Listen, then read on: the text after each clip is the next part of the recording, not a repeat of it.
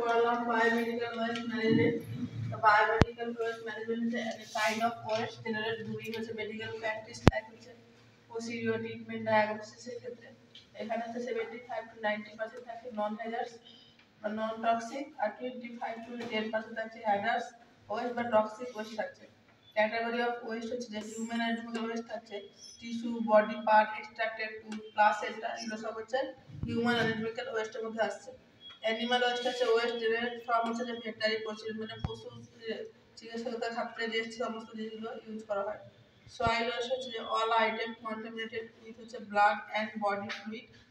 দেন হচ্ছে যে কটন সক, গজ, লিলেন, বেডিং, মাস্ক, শু কভার, ক্যাপ, এগুলো হচ্ছে যে হিউম্যান অ্যানাটমিক্যাল ওয়েস্টের মধ্যে আসছে, যেমন হচ্ছে এক্সপায়ার্ড অ্যান্ড সাইটোটক্সিক মেডিসিন।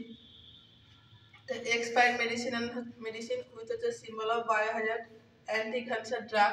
তো রেড ক্যাটাগরিতে কি আসছে? রেড বিন শুড বি হচ্ছে নন ফ্লোরিনেটেড। এখানে আসছে urine bag, tubing, IV fluid bottles, IV set, removal drain, catheter, syringe without needle, gloves. তো হচ্ছে এখানে হচ্ছে যে কি ব্লাড স্টেন অ্যান্ড হচ্ছে আনস্টেন ব্লাড হচ্ছে গ্লাভস, আর সেন্ট্রাল লাইন, দেন হচ্ছে blood BD set, PICC line, then হচ্ছে vacutainer without blood, oxygen mask, plastic pipette, এই সমস্ত হচ্ছে কোথায় যাবে? রেড ক্যাটাগরির মধ্যে যাবে।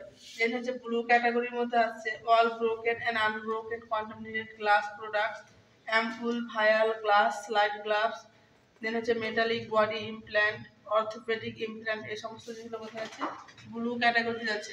দেন হচ্ছে জেনারেল ওয়েস্টের মধ্যে হচ্ছে নন টক্সিক নন হ্যাজার্স ওয়েস্টের মধ্যে যাচ্ছে, যেমন হচ্ছে paper waste, then the mineral water, bottle, gloves, covering paper, food waste, discard, black bin.